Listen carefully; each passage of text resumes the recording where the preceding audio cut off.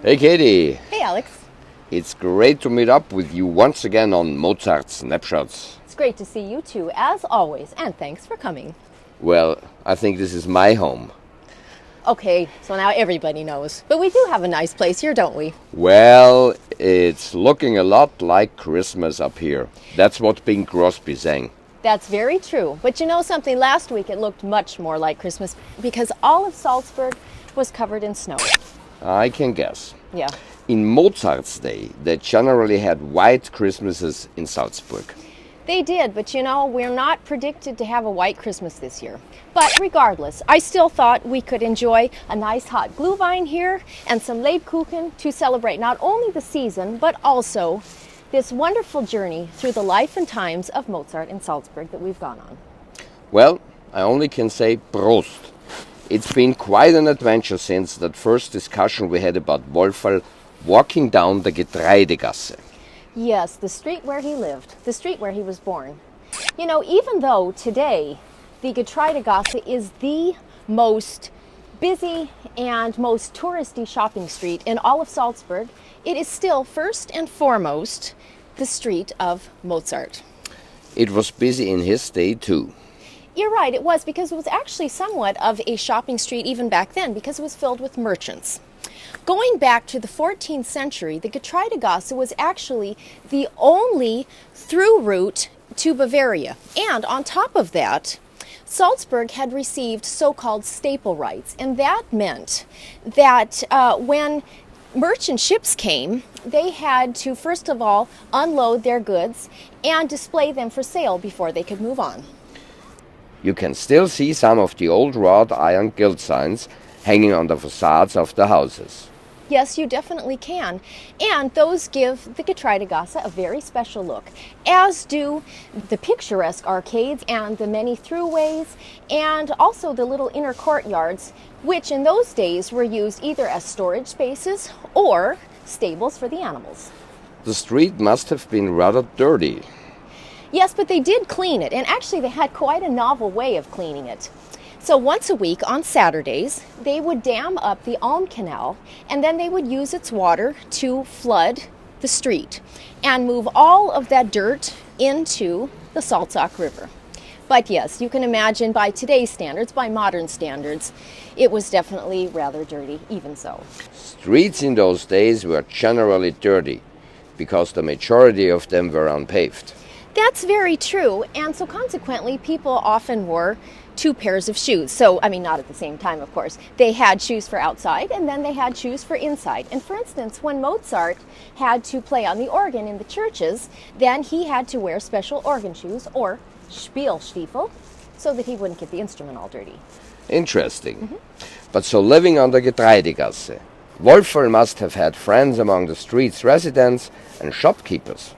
Oh, he did indeed. They had friends like the Schiedenhoffens and the Hoffners, but you got to also remember, even before Mozart, there were a lot of important people who were living on the Getreidegasse, even musicians, like, for instance, the court composer and Hofkapellmeister Heinrich Ignaz Franz Bieber was there right on Kranzelmarkt Nummer 2.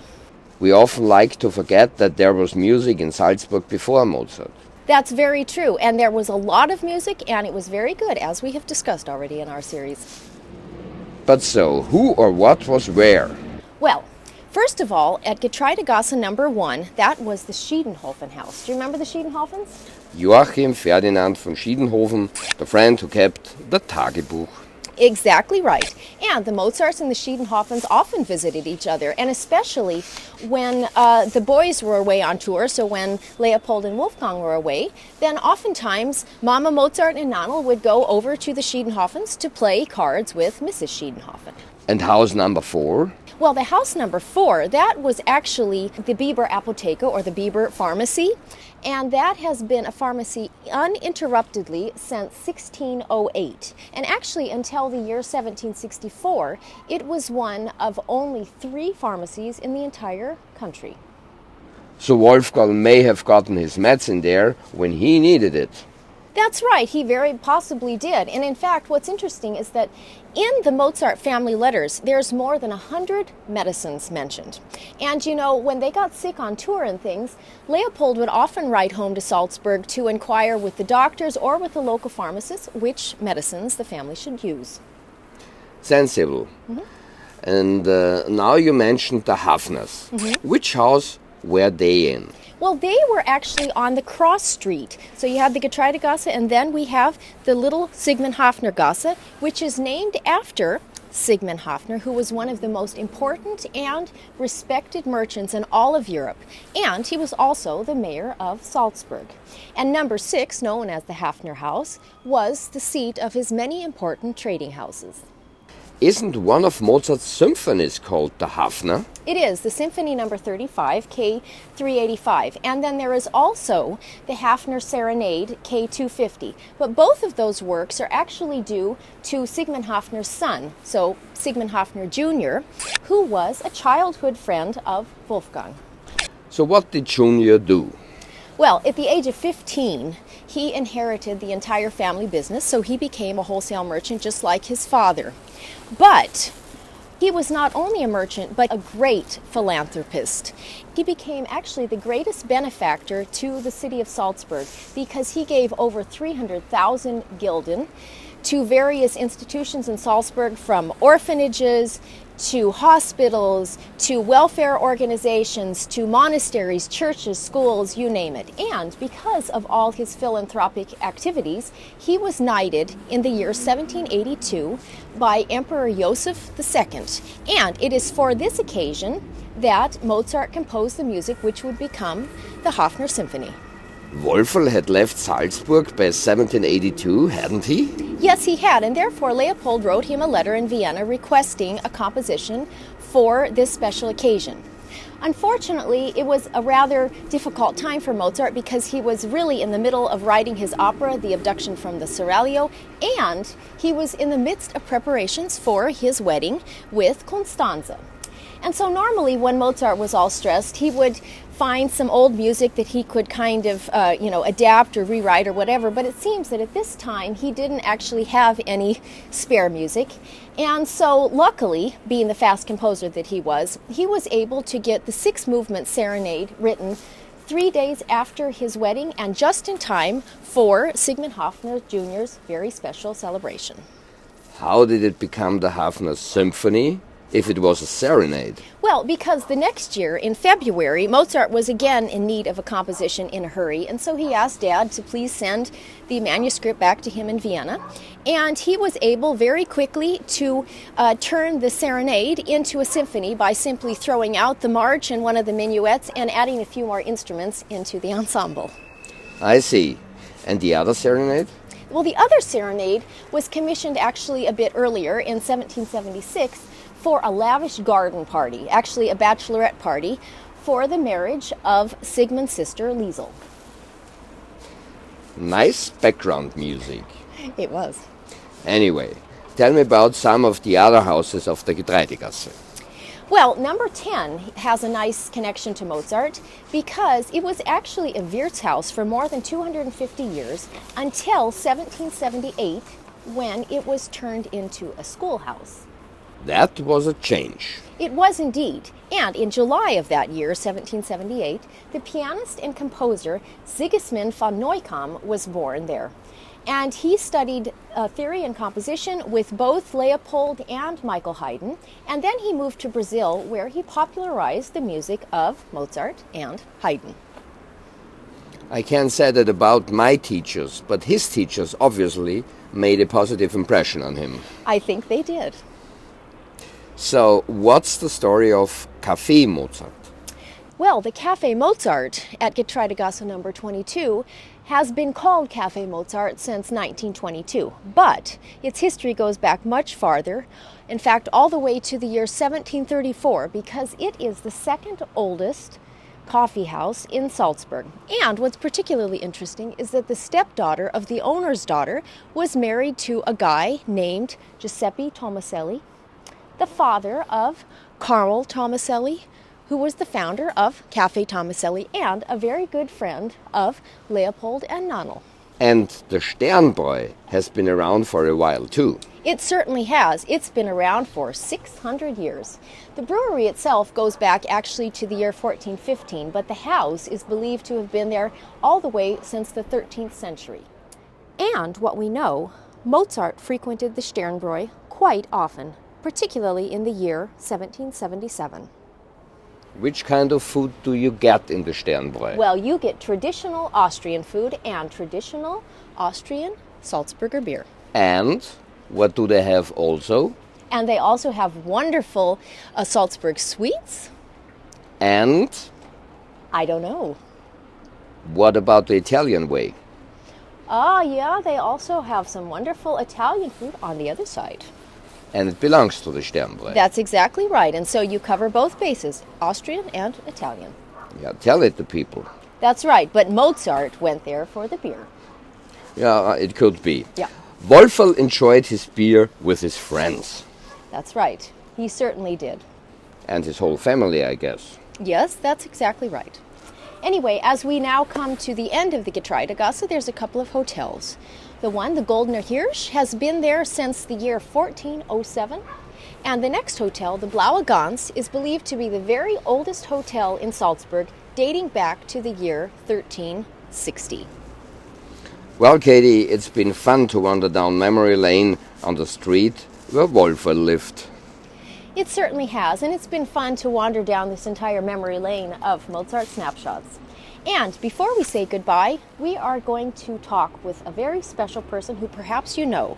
He's not only one of the world's most renowned Mozart interpreters, but he is also the artistic director of the Mozartwoche, one of Salzburg's most famous music festivals. I guess his forename is Rolando. It is very definitely Mr. Villazón. Yeah, I'm very curious. Okay. Prost. Prost.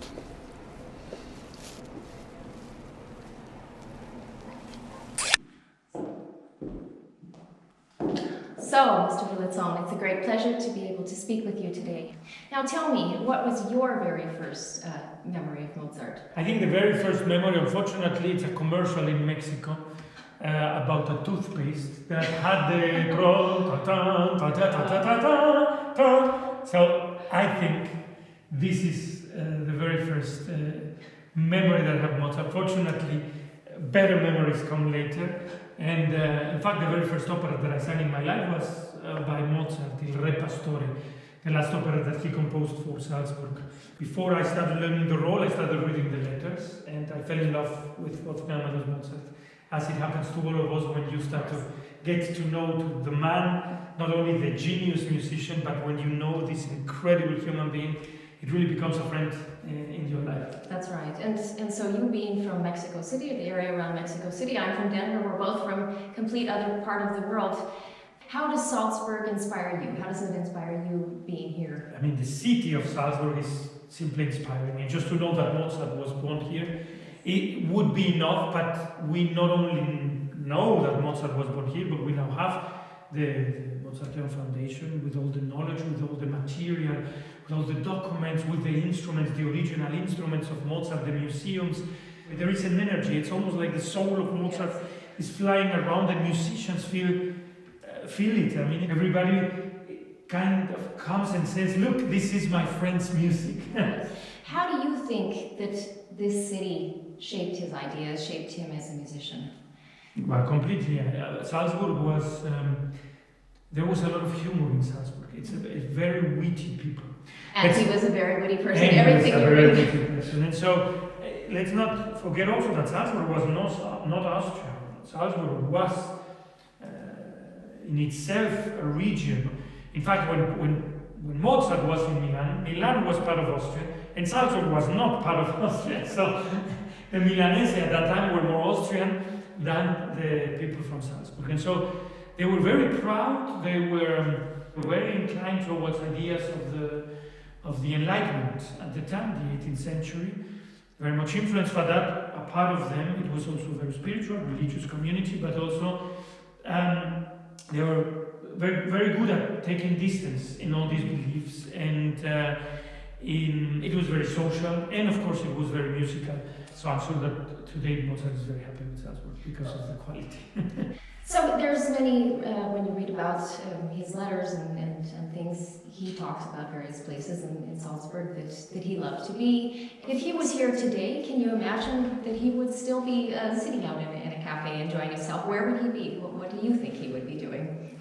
Well, I can imagine, my fantasy, I imagine him when I walk through Salzburg, having a good time, walking in the streets and enjoying a good beer in one of the many beautiful restaurants and looking at the beautiful landscapes of this city and in the modern times, enjoying, I think, all the Mozart merchandise that exists in the city. And he would probably be shocked, I think, I think he would love it. How much he's revered here. I think he would love it. Many people say, "Oh, that's a scandal. How we have, make it so superfluous." And, yes, of course. I mean, a little toy of Mozart is just it's a toy. It's something that has not the same deep meaning as one of his symphonies of his beautiful concertos, but it is also a way of applauding him. It is also a way of admiring him, and that you come to Salzburg and you feel in Mozartlandia. I think he would have loved it. Yeah, I think so. Is there one piece of Mozart that you feel every child should know? Yeah, the first one that comes to mind is the Zauberflute, the magic flute. Because I think that's a great piece for children and for grown. I mean, it has everything. Something for everybody. It's so charming and wonderful. It captures immediately children. And then when you grow up, you get into the very deep questions that it's asking and into all new readings of the piece and into, if you're a musician, the great score that he wrote. I mean, as he used to say, I like to write for the people who don't understand anything of music, and they should love it. And I like that the same piece, for the great musicians, they discover what a great piece this is. And this combination only Mozart was able to do. That's exactly right. And so when you're sitting at home and enjoying a piece of music when you're relaxing, if you ever have time to relax, what kind of wine are you drinking? Oh, I drink a beer. No. You're drinking a beer, okay. Well, thank you so very much for taking this time. Thank you Very so best. Yes. All the best. Ciao, ciao. Very good.